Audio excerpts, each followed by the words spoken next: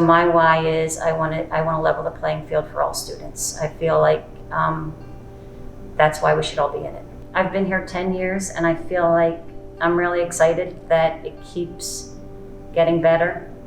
And you know, I feel like there's just a tone of positivity that I didn't feel at certain times in the district. So it's really exciting. I think that positivity from above and all the way down, all the way from the top leadership, from the board, Mr. Dormer, Dr. Williams, it just drips down to us and then to the families and the students. And I think that's the most amazing part about this district. The most challenging part in my role is you always have to bend. So like there isn't, you know, like if I'm a teacher, I teach at 8:15, my class is from this time to this time. ISTs, we have to always be flexible. Things are always changing for us. So that's the most challenging part, but also energizing. We get to move in all different directions, so that energizes you, and that's a positive thing, but it also can be challenging because you always have to be flexible. I'm a bit of a nerd in the sense that I'm constantly doing my own professional development, constantly reading. So I'm always buying the most current book from ASCD, and then I'm also, I subscribe to different professional development sites where I can do on-site training.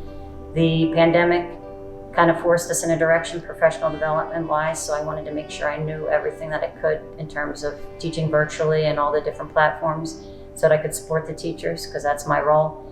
So that's kind of one of the things I do. I just keep trying to keep current. I always knew that at some point if I stopped doing that I needed to be done teaching, because my theory is that if we're not continually growing, we need to stop.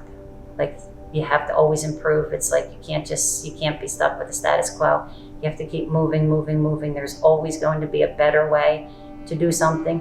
There's always going to be a better way to reach more students. So that's kind of always been my educational philosophy. There's always a bit way to be better, stronger, faster.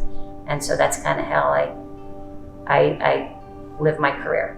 I feel like at this point we are moving in the right direction. Mr. Hutchinson and Dr. Harper have created a culture of teamwork. So when everyone's pulling in the same direction, that really changes the flow of a building. So in 5 years from now, we say it all the time, we feel like East Norriton should be a blue ribbon school.